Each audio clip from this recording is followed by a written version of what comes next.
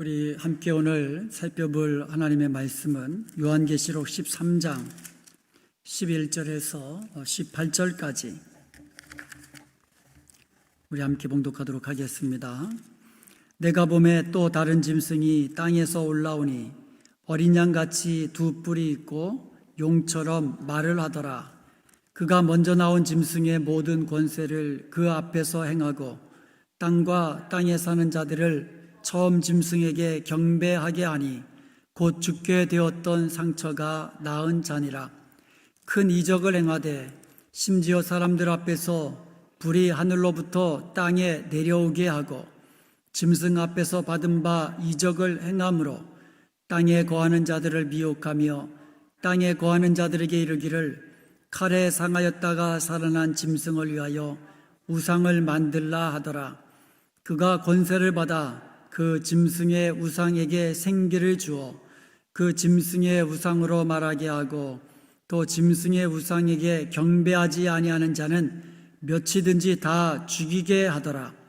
그가 모든 자 곧 작은 자나 큰 자나 부자나 가난한 자나 자유인이나 종들에게 그 오른손에나 이마에 표를 받게 하고 누구든지 이 표를 가진 자 외에는 매매를 못하게 하니 이 표는 곧 짐승의 이름이니 그 이름의 수라.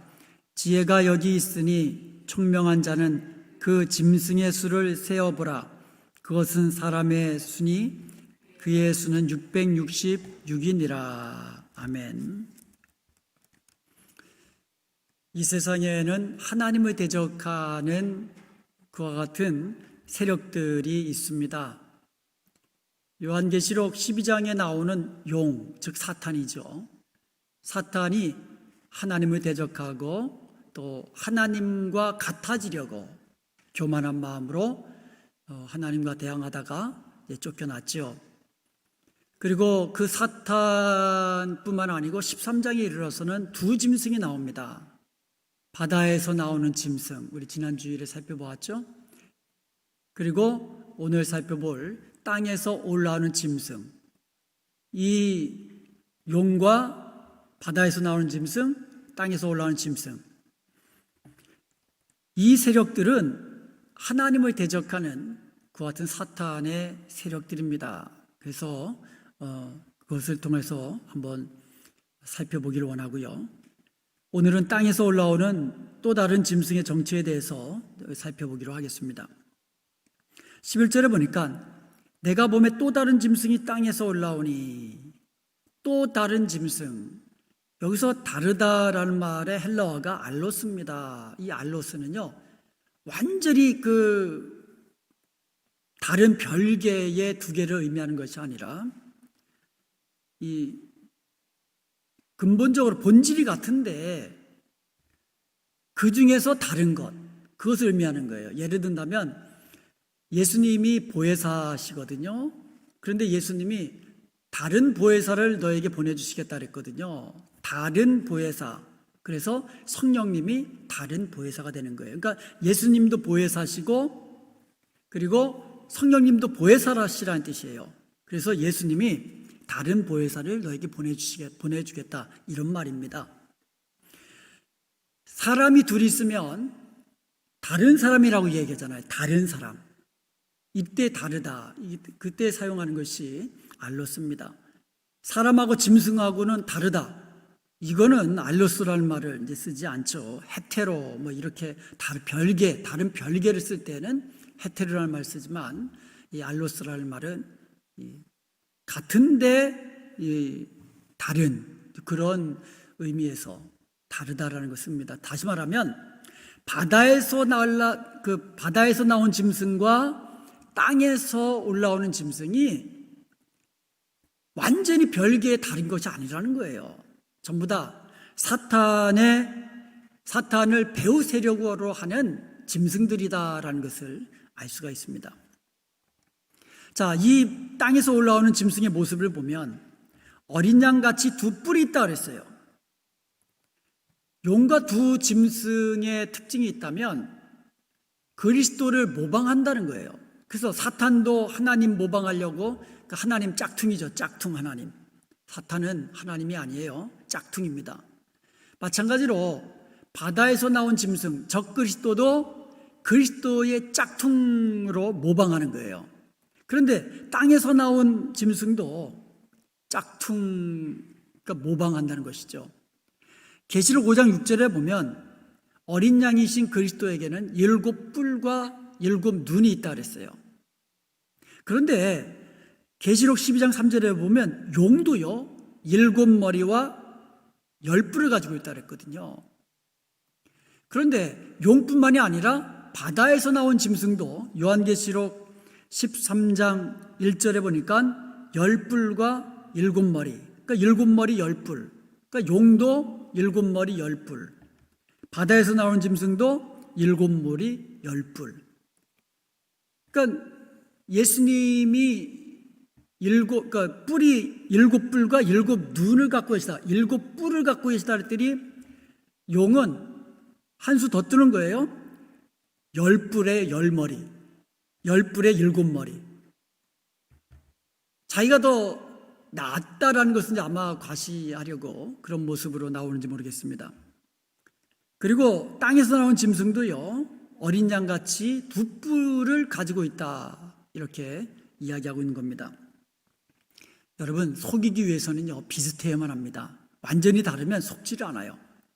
여러분, 짝퉁도요 좀 봐가지고 좀 비슷하고 정말 구별할 수 없을 정도로 좀 비슷해야지 팔리지요. 아, 이건 짝퉁이다 라고 보면 아는 거, 그런 거는 아무리 싸게 줘도 그런 건 안 팔립니다. 사탄도, 그리고 땅에서 나오고 바다에서 나오는 짐승도 아주 비슷하게 그리스도를 모방하고요 하나님과 비슷해지려고 그렇게 노력한다는 거죠. 왜 그렇습니까? 사람들을 미혹하려고, 속이려고. 그리고 용처럼 말하더라 이렇게 했어요. 겉모양은 어린 양처럼 2뿔을 가지고 그리스도를 모방하지만 실상 진짜 모습은 용처럼, 사탄처럼 말하는 거예요. 그래서 모방을 했지만, 어떻게 보면 신분을 비슷하게 위존을 했지만 본질은 용처럼, 사탄처럼 말한다는 겁니다.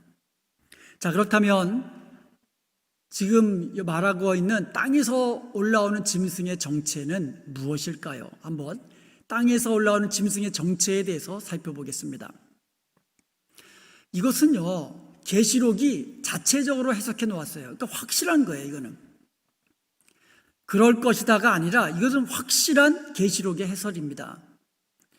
계시록 16장 13절에 보니까 또 내가 보매 개구리 같은 새 더러운 영이 용의 입과 짐승의 입과 거짓 선지자의 입에서 나오니, 자, 용의 입, 사탄이라 그랬죠. 짐승의 입, 이 짐승은 바다에서 나온 짐승입니다. 그리고 거짓 선지자의 입에서 나오니, 다시 말해서 땅에서 나오는 짐승은 거짓 선지자라는 것을 알 수가 있어요. 계시록 19장 20절에 보니까 짐승이 잡히고, 바다에서 나온 짐승이 잡혔습니다. 그 앞에서 표적을 행하던 거짓 선지자도 함께 잡혔으니, 바다에서 나온 짐승 앞에서 이적을 베풀면서 그 바다에서 나온 짐승에게 경배하게 하고 바다에서 나온 짐승의 우상을 만들어 가지고 그 앞에 경배하게 하고, 이게 거짓 선지자라는 거예요. 그러니까 짐승도 잡혔습니다. 거짓 선지자도 잡혔습니다. 이는 짐승의 표를 받고 그의 우상에게 경배하던 자들을 표적으로 미혹하던 자라. 그러니까 땅에서 나온 짐승은 분명하게 거짓 선지자다라고 분명하게 해석해 놓고 있는 것입니다. 이 둘이 산채로 유황불 붙는 못에 던져지고, 유황불이 완전히 그냥 타오르는 그런 불못에 산채로 떨어진다. 그들의 마지막 최후의 모습이라는 것입니다. 그러므로 땅에서 올라오는 짐승의 정체는 뭐라고요? 거짓 선지자다, 이렇게 말할 수 있습니다. 그래서 계시록 12장에서는 용이 나왔죠, 사탄. 계시록 13장에서는 바다에서 나온 짐승 적그리스도, 땅에서 올라오는 짐승 거짓 선지자, 이것이 삼위일체 하나님을 모방해서 사탄적인 삼위일체를 구성하고 있다는 거죠. 그래서 사람들을 미혹하고 그 사탄과 그 짐승에게 경배하고 하고 이러한 일을 한다는 것이죠. 자, 그렇다면 땅에서 올라오는 짐승이 하는 일에 대해서 살펴보도록 하겠습니다. 땅에서 올라오는 짐승이 뭐라고 그랬어요? 거짓 선지자라고 그랬죠. 거짓 선지자는요, 내가 그리스도다라고 말하는 사람이 아니에요. 내가 그리스도다라고 말하는 그 자는 적그리스도예요. 거짓 선지자는 그럼 뭐예요? 그러므로 지금부터 거짓 선지자가 하는 일에 대해서 살펴보겠습니다. 12절에 보니까요, 그가 먼저 나온 짐승의 모든 권세를 그 앞에서 행하고, 권세를 행한다 그랬어요. 그러니까 바다에서 나온 짐승, 적그리스도가 사탄에게 권세를 받았다 그랬어요. 그런데 그가 받았던 그 권세를 거짓 선지자도 받았다라는 거예요. 사탄의 권세를 받은 겁니다. 땅과 땅에 사는 자들을 처음 짐승에게 경배하게 하니 곧 죽게 되었던 상처가 나은 자니라. 바다에서 나온 짐승이요, 죽게 되었다가 다시 살아났다 그랬잖아요. 그러니까 그리스도의 죽으심과 부활하심을 모방한다 그랬죠. 그래서 거의 다 죽은 줄 알았어요, 사람들이. 그런데 다시 살아났단 말이에요. 그 사람들이 놀라는 거예요. 이게 적그리스도거든요. 바로 그 적그리스도에게 경배하게 한다. 바다에서 나온 짐승에게 경배하게 한다. 이게 거짓 선지자가 하는 일이에요. 그러니까 거짓 선지자가 하는 첫 번째 일이 뭡니까? 사탄과 적그리스도에게 경배하게 만드는 거예요. 그리고 13절에 보니까 이 짐승은요, 땅에서 올라오는 짐승은요, 큰 이적을 행하되 심지어 사람들 앞에서 불이 하늘로부터 땅에 내려오게 하고 큰 이적을 행한다 그랬어요. 사람들 앞에서 하늘에서 불이 땅으로 막 내려오게 하는 그와 같은 이적을 사람들 앞에 보이는 거예요. 왜 그렇습니까? 미혹하는 거죠. 사람들에게 그 이적을 통하여서 미혹시키기 위해서 그렇게 큰 이적을 행한다, 이렇게 말씀하고 있습니다. 사탄의 권세를 받은 적그리스도와 거짓 선지자는요, 큰 능력이 있습니다. 특별히 적그리스도는요, 사탄의 권세와 보좌와 큰 능력을 위임받았다고 했거든요. 그러니까 적그리스도의 그 능력은요, 그 권세는요, 사람의 권세가 아니에요. 사탄의 권세입니다. 사탄의 능력입니다. 대단한 권세와 능력이죠. 그런데 거짓 선지자도 사탄의 권세를 받았다 그랬어요. 큰 이적을 행한다고 그랬습니다. 그러므로 여러분, 마지막 때에는요, 이적을 보고 사람을 따르면 안 됩니다. 능력 행하는 것을 보고 그 자를 따르면 안 됩니다. 사탄도 능력 행할 수 있습니다. 큰 이적 행할 수 있습니다. 그렇기 때문에 마지막 때는 더욱더 말씀으로 돌아가야 될 줄로 믿습니다. 말씀을 통하여서 영분별을 우리가 정확하게 해야 돼요. 성령으로 늘 충만하고 말씀으로 늘 무장해서 영적 세력, 하나님이 대적하는 사탄의 그 영적 세력을, 악한 영의 세력을 분별하고 깨어 기도하면서 믿음으로 대적하고 이기는 저와 여러분이 되어야 될 줄로 믿습니다. 특별히 마태복음 24장 24절과 25절에 보면은요, 예수님이 이 일에 대해서 미리 예언의 말씀을 하셨습니다. 거짓 그리스도들과 거짓 선지자들이 일어나 큰 표적과 기사를 보여 할 수만 있으면 택하신 자들을 미혹하리라. 보라, 내가 너희에게 미리 말하였노라. 그러니까 마지막 때가 되면은요, 거짓 그리스도들이라 그랬어요. 그리고 거짓 선지자들이 일어나가지고 믿는 자들을 미혹할 것이다. 큰 이적을 행하면서 사람들을 미혹할 것이다. 이렇게 예수님이 미리 예언의 말씀을 우리에게 주셨던 것입니다. 모세가 바로 앞에서 이적을 행할 때 애굽 수사들도 어느 정도 이적을 따라 했잖아요. 우리 주님만이 이적을 행할 수 있다는 생각을 버려야만 합니다. 사탄도, 사탄의 권세를 이어받은 바다에서 나온 짐승과 땅에서 올라온 짐승도 얼마든지 큰 이적을 행할 수 있다는 사실을 우리는 능히 알고, 마지막 때는요, 이적과 능력을 보고 사탄을 추종하는 그와 같은 미혹당하는 어리석은 자가 되어서는 안 되는 것입니다. 14절에 보니까 이 짐승은 또한 처음 짐승을 위하여 우상을 만들게 합니다. 14절 한번 보겠습니다. 짐승 앞에서 받은 바 이적을 행함으로 땅에 거하는 자들을 미혹하며 땅에 거하는 자들에게 이르기를 칼에 상하였다가 살아난 짐승을 위하여 우상을 만들라. 우상을 만든다는 거죠. 그래서 성경에서요, 하나님은 우상을 만들지도 말고 절하지도 말라 그랬거든요. 그런데 사탄은 우상을 만드는데 그 형상은 누구의 형상이에요? 바다에서 나온 짐승의 형상, 즉 죽었다가 다시 살아난 적그리스도의 우상을 만들라고 그렇게 이야기를 하는 겁니다, 사람들에게. 근데 계속 반복되는 말이 있죠. 미혹한다는 거예요. 미혹한다.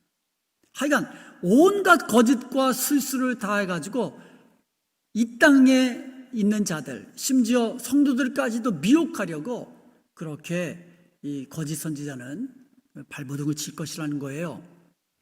15절에도 보니까 그 짐승은요, 권세를 받아가지고 그 짐승의 우상에게 생기를 주어 그 짐승의 우상으로 말하게 하고, 이것도 큰 이적 아니겠습니까? 짐승의 우상을 만들어가지고 그 짐승의 우상에게 말을 하게 한다는 거예요. 그러니 사람들이 그 모습을 보고 얼마나 놀라겠습니까? 그런데 그 입으로 말하는 것이 뭐 전부 다 하나님 대적하는 말 하겠죠. 자기가 그리스도다, 자기가 하나님이다, 나를 믿어라, 뭐 그런 소리겠죠. 그런데 그것만이 아니라 그 짐승의 우상에게 경배하지 않는 자는 몇이든지 아무리 많은 수로 할때든지 다 죽일, 이게 거짓 선지자가 하는 일이라는 겁니다. 그러니까 짐승의 우상을 만들고 그 앞에 절하게 하고, 절하지 않으면 다 죽인다는 거예요. 아무리 많아도 다 죽인다. 그리고 16절에 이 짐승은요, 무슨 일을 또 하냐 하면 큰 자나 작은 자나 부자나 뭐 가난한 자나 자유자나 종들이나 그 오른손이나 이 이마에 뭘 받게 한다고요? 표를 받게 한다. 이게 표를 받게 한다는 거예요.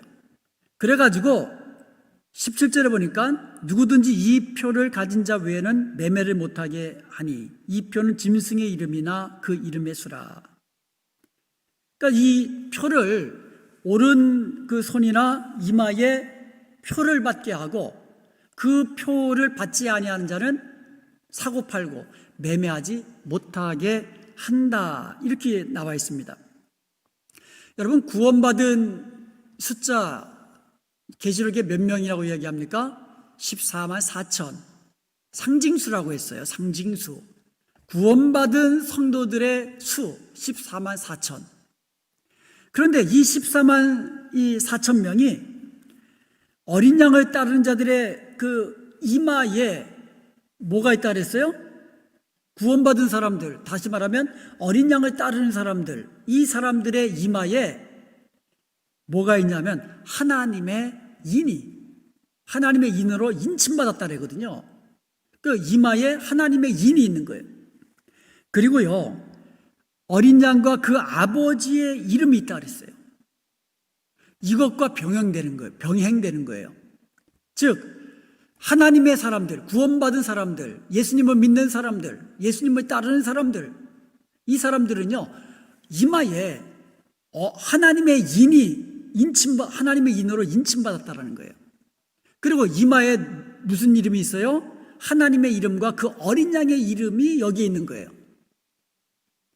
이것과 병행되는 거예요. 사탄은 어디에다가? 오른팔과 이마에다가 표를 받게 한다는 거예요. 비슷하죠? 그러니까 사탄도 하나님 흉내내는 거예요.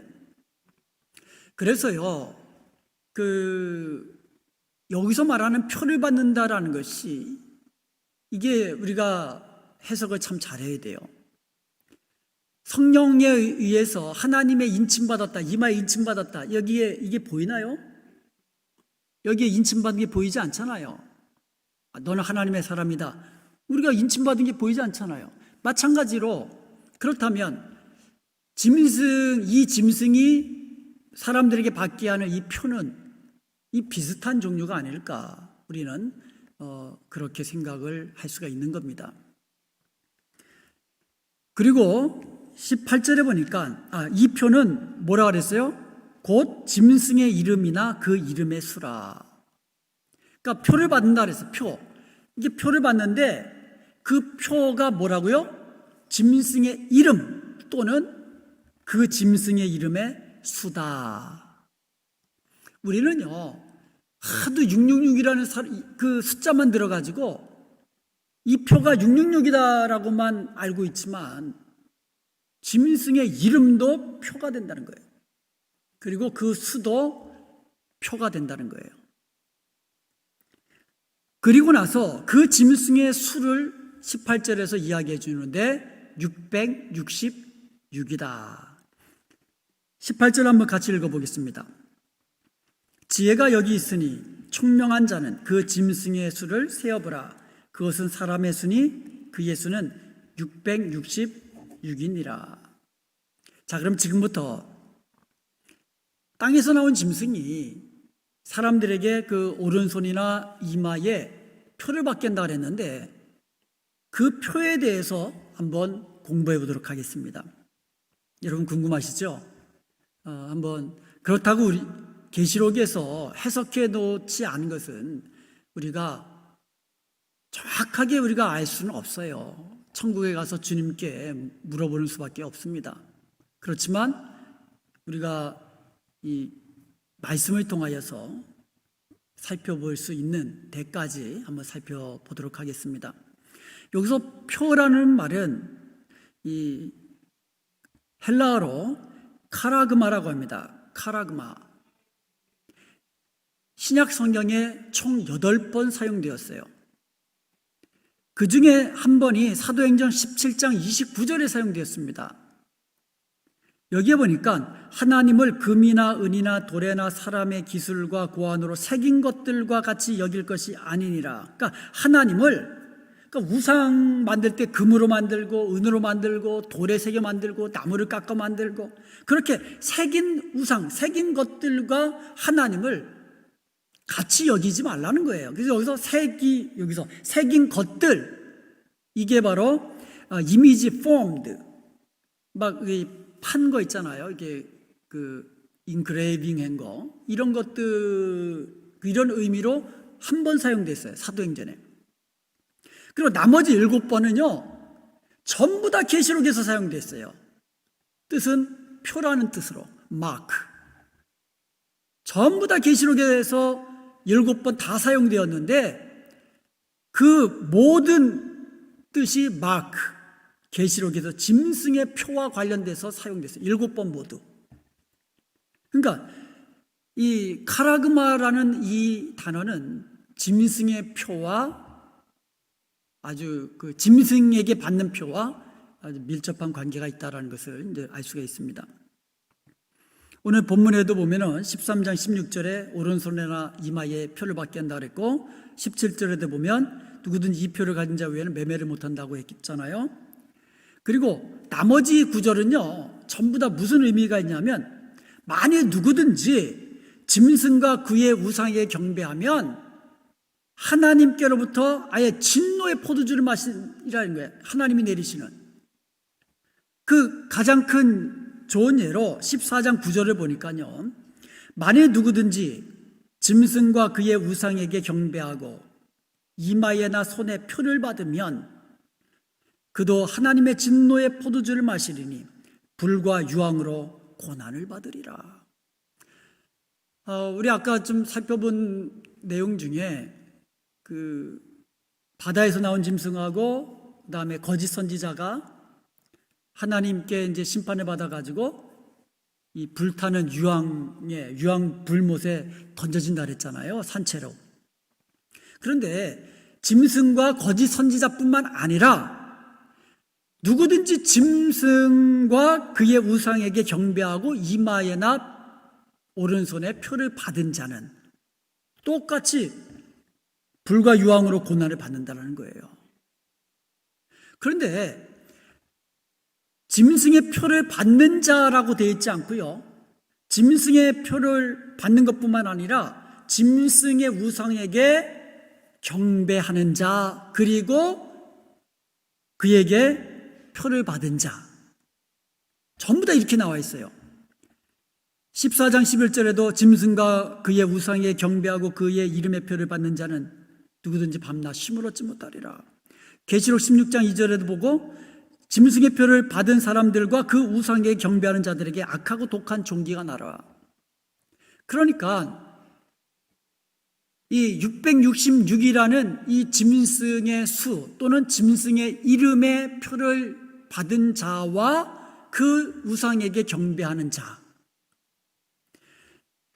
그러니까 이 짐승의 표라는 것이 따로 떼어놓을 수 없는 것이 우상에게 경배하는 것과 지금 맞물려 있다는 것을 알 수가 있어요. 짐승의 표를 받은 자, 우상에게 경배하는 자고, 우상에게 경배하는 자는 짐승의 표를 받은 자라는 거죠. 하나님의 사람들은 우상에게 경배할 수 없죠. 생명을 걸고 지켜야 되잖아요. 마찬가지로 짐승에게 표를 받지 않는다라는 거예요. 반대로 계시록 20장 4절에 보니까 또 내가 보좌들을 보니 거기에 앉은 자들이 있어 심판하는 권세를 받았더라. 또 내가 보니 예수를 증언함과 하나님의 말씀 때문에 목배임을 당한 자들의 영혼들과 예수님을 증언하다가 또는 하나님의 말씀을 지키기 위해서 목배여 순교를 당한 그 사람들의 영혼이 있다는 거예요. 그 사람들과, 그리고 어떤 사람들이 있어요? 짐승과 그의 우상에게 경배하지 아니하고 그들의 이마와 손에 그의 표를 받지 아니한 자들이 살아서 그리스도와 더불어 1000년 동안 왕노로 타리로다. 그러니까 짐승에게 경배하지 않은 자, 짐승에게 우상에게 경배하지 않은 자, 짐승에게 표를 받지 아니한 자들은 살아서 그리스도와 더불어 1000년 동안 왕노로 탄다라고 말씀하고 있는 겁니다.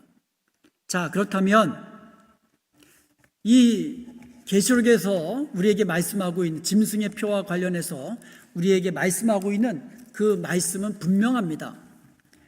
즉 짐승의 표를 받고 그 짐승과 그의 우상에게 경배하는 자는 이 땅에 사는 날 동안에 잠시 동안은 매매도 하고 그렇게 핍박도 안 받고 그렇게 잠시 동안은 살아갈 수 있지만 하나님의 심판대 앞에서 진노의 포도주를 마시고 불과 유황으로 인하여서 고통당하는 그와 같은 저주받은 인생이 된다라는 겁니다.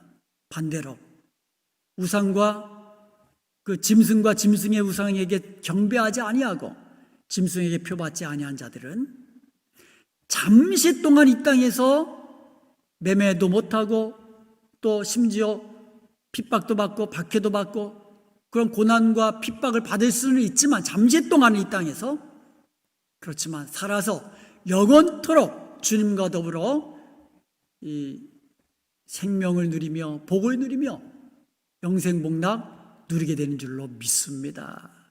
어떤 편을 여러분 택하시겠습니까? 잠깐 동안 그냥 편하게, 잠깐 동안 그냥 생명을 보존하기 위해서 그런 이 경배하는 자, 표받는 자가 되겠습니까? 아니면 영원한 생명을 얻고 죽어도 다시 살고 살아서 영원토록 주님과 더불어 왕노릇하며 복을 누리는 그와 같은 이 인생을 사시겠습니까? 물론 잠시 동안은 우리가 고난당할 수 있습니다. 핍박당할 수도 있습니다. 믿음과 인내는 바로 여기에 있는 겁니다. 두 개 다 가질 수 없어요. 이 땅에서 고난당하지 않기 위해서, 편안하게 살기 위해서 짐승에게 경배하고 표도 받고 그리고 영원토록 주님 앞에서 영생복락 누리는 거, 이런 것은 없습니다. 하나만 선택해야만 합니다. 그래서 믿음과 인내는 바로 여기에 있는 겁니다. 자, 그렇다면 이제 이 표가 무엇인지에 대해서 한번 살펴보도록 하겠습니다. 13장 17절에 보니까 누구든지 이 표를 가진 자 위에는 매매를 못하게 하니 이 표는 곧 짐승의 이름이나 그 이름의 수다. 그러니까 짐승이 오른손이나 이마에 표를 받겠다 그랬어요. 이 표는 짐승의 이름 또는 그 짐승의 이름의 수다, 이렇게 되어 있어요. 그러니까 이름도 표가 되는 거예요. 그리고 그 이름의 수도 이 표가 되는 거예요. 그 이름, 짐승의 이름에 수가 있다라는 거예요. 그리고 지혜가 여기 있으니까 총명한 자는 한번 카운트해봐라. 그 짐승의 이 수, 곧 사람의 수는 666이다. 이렇게 되어 있습니다. 영어 성경에 보면은요, 어떤 거는 666 아라비아 숫자로 되어 있어요. 666. 아마 그래서 666이라는 것이 여기서 나온 것 같아요. 우리 한국말 성경에는 666이라고 안 되어 있잖아요. 666이라고 되어 있잖아요. 근데 영어 성경에 보면 666으로 되어 있는 성경도 있어요. 그런데 영어 성경에도 666, 그러니까 666으로 되어 있는 영어 성경도 있습니다. 그렇다면 헬라어 성경은 어떻게 되어 있을까요? 헬라어 성경에는요, 아라비아 숫자로 666이라고 되어 있지 않습니다. 이렇게 되어 있습니다. 왜 헥스가 6이란 얘기예요. 헥스. 그 헥스가 6이란 얘기인데, 그 헥사 코시오이 그러면 600이라는 뜻이고요. 그 다음에 헥세콘타 그러면 60이라는 뜻이고요. 헥스 그러면 6이라는 뜻입니다. 그래서 이 헬라어 성경에 보면 바로 이렇게 헥사코시오이, 헥세콘타, 헥스 이렇게 해가지고 666으로 되어 있습니다. 1990년을 전후해가지고요, 시한부 종말론자들이 얼마나 활개를 쳤는지 모릅니다. 여러분 다미 선교회 아시죠? 얼마나 활개를 쳤습니까? 얼마나 사람들을 미혹했습니까? 주님 다시 오실 날이 얼마 남지 않았다 그러면서. 그때 그들이 주장했던 것 중에 하나가 666은 뭐다? 제일 먼저 주장한 게 있죠. 컴퓨터다. 이 컴퓨터가 666이다. 그렇게 주장했어요. 컴퓨터가 처음 사람들에게 대중화되기 막 시작할 때. 그러다가 바코드가 개발이 됐어요. 그래서 바코드가 666이다. 이렇게 주장을 했어요. 그러다가 요즘에는 바코드보다도 베리칩을 666이다라고 아주 주장하는 것이 유행이 되어버렸습니다. 그러니까 베리칩은요, 이 쌀할 만한 그런 칩이거든요. 그 칩을 인체에다가 이렇게 주입시키면 거기에 모든 그 생체 정보가 들어있는 거예요. 그래서 신분증, 여권도 갖고 다닐 필요도 없고요. 심지어 크레딧 카드 갖고 다닐 필요 없고요. 병원에 갈 때도 차트가 필요 없는 거예요. 거기에 다 담겨 있는 거고요. 그다음에 모든 금융 및 상품 거래, 이것이 다 그 칩에 담겨져 있어갖고 그게 베리칩이라는 거예요. 한번 그림을 보시면 알겠지만 바코드의 처음과 중간과 끝에 있는 게 이제 666이라는 거예요. 그래서 바코드가 666이다. 정말 한때 많은 사람들이 주장했고요. 그 다음에 그 옆에 있는 것이 이제 베리칩인데, 이 베리칩을 주입하게 되면 이것이 바로 666표를 받는 거다.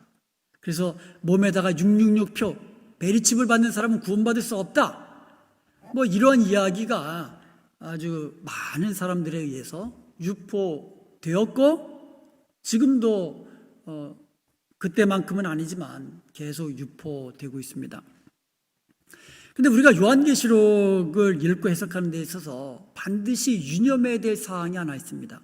그게 뭐냐 하면, 이 요한계시록은요, 1차적인 목적은 1세기, 2세기를 살아가는 초대교회 성도들이 그때는 로마 제국의 핍박을 받고 있었잖아요. 그러니까 로마 제국의 핍박을 받고 있는 1세기, 2세기를 살아가는 그 교회와 성도들에게 위로하고 경계하는 목적으로 기록한 것이 1차적인 목적이에요.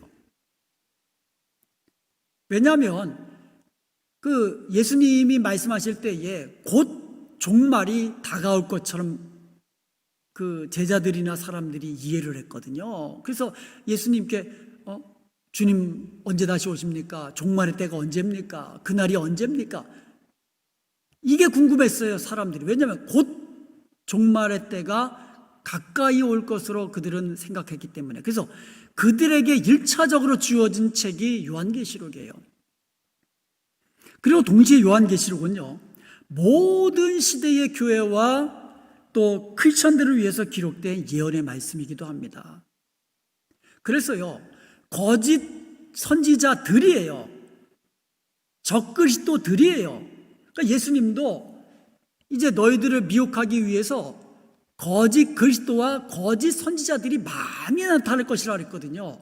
다시 말씀드리면 초대교회 성도들이 사는 그 시대에도 내가 그리스도다라고 이야기하는, 나를 섬겨라라고 하는 이 적그리스도가 있었고, 또 그를 섬기게끔 우상을 만들고 이적을 행했던 거짓 선지자들도 그 당시에 있었다라는 거죠. 중세시대에도 있었고, 그리고 마지막 이 큰 환란, 대환란 때에도 사탄의 능력과 권세와 보좌를 위임받은 그와 같은 두 짐승이 등장할 것이다. 바로 그겁니다. 당시 말하면 20세기를 살아가 21세기를 살아가는 오늘날 우리 크리스천들만이 이해할 수 있는 그런 예언의 말씀은 아니라는 거죠. 만약에 이 666이 뭐 베리칩이다 그러면 초대교회 성도들이 그거 알아듣겠어요? 컴퓨터다 그러면은, 아니, 초대교회 성도들이 그게 무슨 컴퓨터인지 뭔지 그걸 어떻게 알아요? 그러므로 우리는요, 요한계시록을 해석할 때 있어서 항상 두 가지를 염두에 두는 거죠. 1차적으로는 초대교회 성도들에게 로마 제국의 핍박을 받고 있는 고난 중에 있는 성도들을 위로하고, 그리고 그들에게 미혹당하지 않도록, 적그리스도에게, 거짓 선지자에게 미혹당하지 않도록 경계하기 위한 목적도 있고, 그리고 모든 세대, 지금만이 아니라 중세시대, 그리고 지금 앞으로 모든 세대의 교회 크리스천들에게 예언하는 그런 말씀이다. 이것을 우리가 꼭 기억해야만 할 것입니다. 그러므로 오늘 본문을 해석할 때에 오늘날을 살아가는 크리스천들만이 이해할 수 있는 방식으로 성경을 해석해서는 안 된다라는 겁니다. 보편적으로 모든 세대 교회와 성도들이 이해할 수 있는 그와 같은 보편적인 것으로 해석해야 된다. 그러기 위해서는요, 우리가 660이라는 숫자보다도 그 666의 본질, 이 본질에 집중해야 된다는 거예요. 짐승의 표, 짐승의 수, 이것의 본질이 뭡니까? 첫 번째로 마귀적이라는 거예요. 마귀적이라는 말의 의미는 뭡니까? 하나님을 대적한다는 거예요. 그리고 이 사탄과 그 짐승이 자기를 경배하게 하고, 그리고 용처럼 말해요. 사탄처럼 말해요. 이것이 마귀적이라는 거예요. 그리고 두 번째로 우리가 꼭 기억해야 될 것이, 이 666이 그냥 던져진 숫자가 아니라 마귀적이라고 그랬잖아요. 경배하게 하고, 짐승의 우상에 경배하게 하고, 경배하지 않으면 죽인다 그랬거든요. 즉, 이 짐승의 표는 두 번째로 본질이 뭐냐면 세상 권세를 등에 업고 있다는 거예요. 그리고 폭력적이라는 거예요. 무자비하다는 거예요. 그러니까 세상 권세와 능력을 가진 자라는 거예요. 그리고 이 세 번째 우리가 기억해야 될 것은 상징어라는 거예요. 상징어. 예를 든다면 이 로마 황제가요, 그 당시 세상 권력을 가지고 있었잖아요. 로마 황제가. 그리고 로마 황제는요, 스스로 신으로 경배를 받으려 했습니다. 그리고 로마 황제를 경배하지 않는 자는 핍박했잖아요. 그러니까 크리스천들이 핍박받은 이유 중에 하나가 나는 예수님만이 my Lord, 나의 주다. 로마 황제가 나의 주가 아니라 지저스, 그리스도만이 나의 주다라고 공개적으로 그들은 믿음을 선포했거든요. 그래서 핍박을 받는 거예요. 바로 그런 상황 속에서 로마 황제가 적그리스도다, 짐승이다 라고 이야기하면 어떻게 되겠습니까? 그거는 그래서 이 예언서이기 때문에 계시록은 기본적으로 예언서면서 상징적인 언어로 짐승이 누군지, 짐승의 표가 무엇인지를 이야기하고 있다라는 것을 우리가 염두에 두어야만 합니다. 상징수라는 거예요. 3이라는 숫자는 하나님의 수입니다. 삼위일체. 4라는 숫자는 동서남북과처럼 이 땅의 숫자가 돼요. 그래서 3과 4를 더하면 7이 됩니다. 그래서 7은 하나님의 완전수가 되는 거예요. 그래서 7이라는 숫자는 사람들이 뭐 럭키 세븐 그러면서 좋아하잖아요. 그런데 6은요, 7에서 하나가 모자라는 불완전한 숫자예요. 그 불완전한 숫자 6이 3개가 겹쳐 있습니다. 그래서 이것은 이 사람의 불완전함, 사탄이 하나님처럼 되려고 하지만 미치지 못하는 그와 같은 것을 이제 상징적으로 보여주고 있다라는 겁니다. 그래서 이 666이라는 숫자에 대해서 이제 사람들이 관심을 많이 갖기 시작합니다. 그래서 666이라는 숫자가 뭐냐 도대체? 그래서 이것을 해석하기 위해서 이 게마트리아라는 이 방식을 사용합니다. 이게 많은 사람들이 이 방법을 사용해서 666이라는 것을 해석하려고 합니다. 이 게마트리아가 뭐냐면 이 숫자로 무엇을 상징하는 거예요. 예를 들어서 제 이름에 보면 뭐 기억이 많이 들어가 있잖아요. 그 다음에 아가 들어있고 오가 들어있고 뭐 이렇게 디귿도 들어있고, 이 이름에다가 어떤 숫자를 부여해가지고 이것을 가지고 이 나를 상징하는 이와 같은 방식입니다. 예를 들어서 로마 황제의 이름들을 이제 숫자를 대입해가지고 숫자로서 그 황제의 이름을 대신하게 하는 뭐 이런 것들이 이제 게마트리아 일종인데, 히브리어와 헬라어가 성경 언어죠.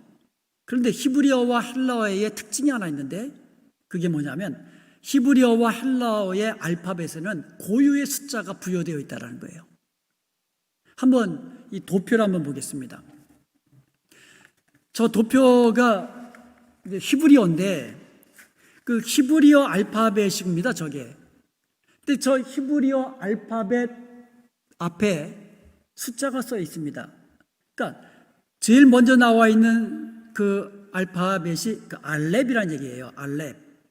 이 알렙이라는 알파벳은 1이라는 숫자를 나타냅니다.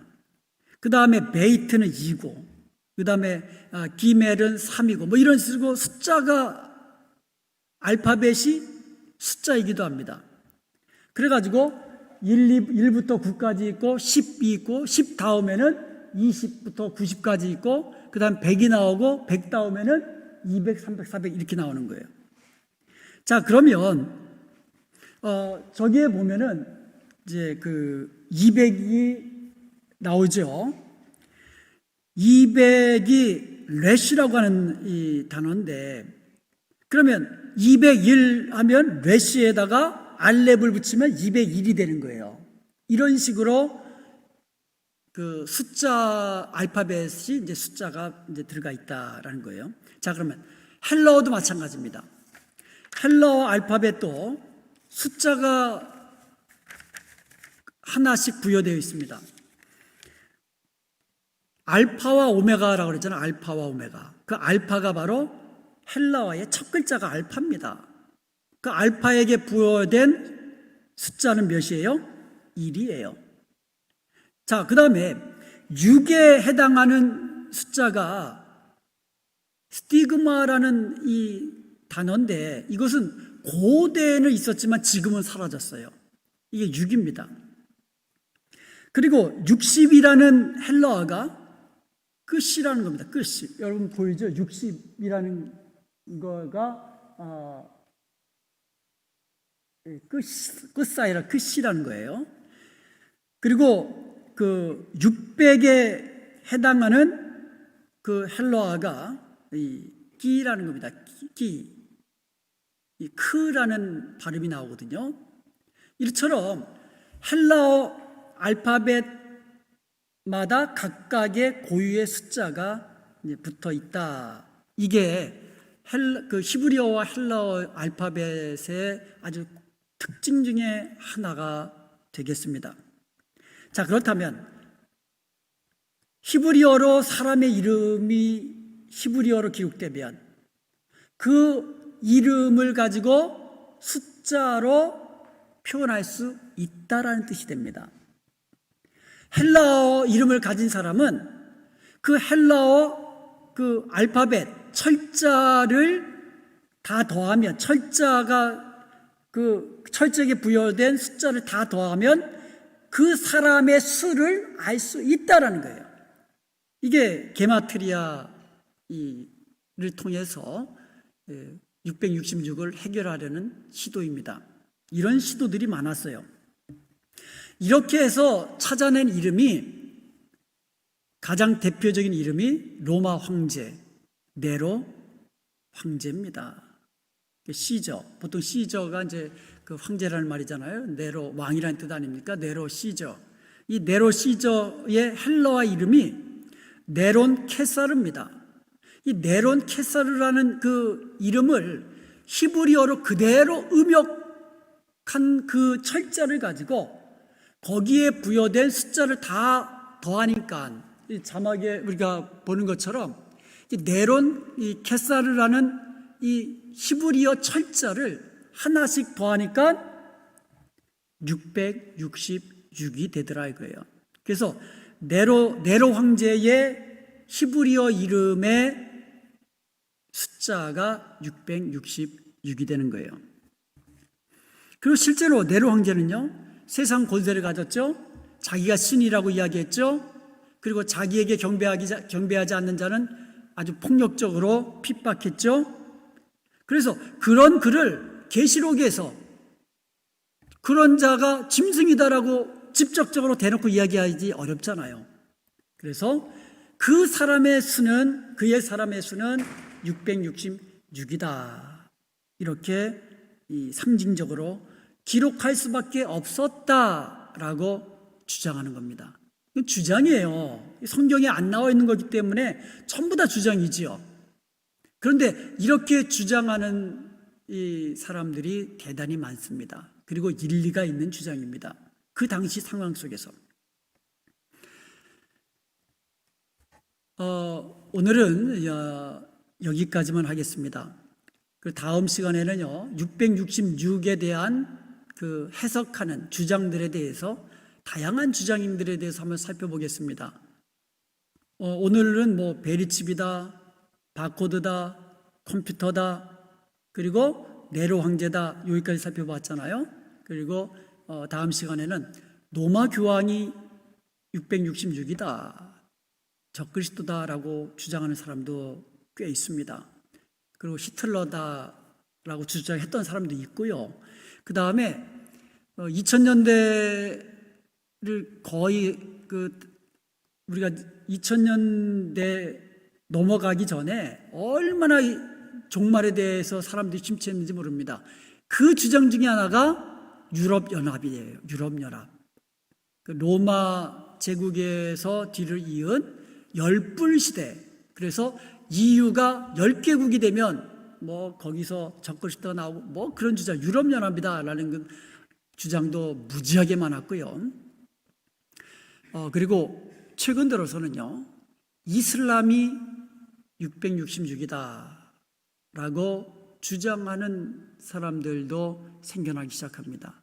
그래서 그 다양한 주장들에 대해서 왜 그렇게 주장하는지 한번 살펴보면서 우리가 666에 대한 그 같은 이 다양한 견해들을 살펴보려고 합니다. 오늘 이 땅에서 나온 짐승을 통해서 우리가 꼭 기억해야 될 것은 마지막 때는요, 사탄과 적그리스도와 거짓 선지자는 미혹한다라는 거예요. 그리고 세상 권세 등에 없고 큰 능력과 이적을 행하면서 많은 사람들을 유혹해서 하나님이 아니라 사탄에게 경배하게 하고 짐승에게 경배하고 그 짐승의 우상을 만들고 그 짐승의 우상에게 경배하게 만든다라는 거예요. 강압적으로. 이와 같은 때에 우리가 영적인 분별력을 가지고 우리에게 주어진 이 시대를 우리가 분별하면서 깨어서 기도하는 주의 백성들이 되어야 될 줄로 믿습니다. 666이라는 수보다도 바로 이 666의 본질, 두 짐승의 본질, 우리가 이 본질을 우리가 놓쳐서는 안 될 것입니다. 그리고 무엇보다도 마지막 때를 살아가는 우리는 이 지역이 아니라 말씀, 그리고 성령의 인도하심 따라서 우리가 믿음을 지키며 우리가 주어진 상황 속에서 주어진 사명과 직분에 충성하는 저와 여러분이 되어서 우리 주님 앞에 섰을 때에 잘했다 칭찬받고 영광스러운 면류관 다 받아들이는 저와 여러분이 되시기를 주님의 이름으로 축원드립니다.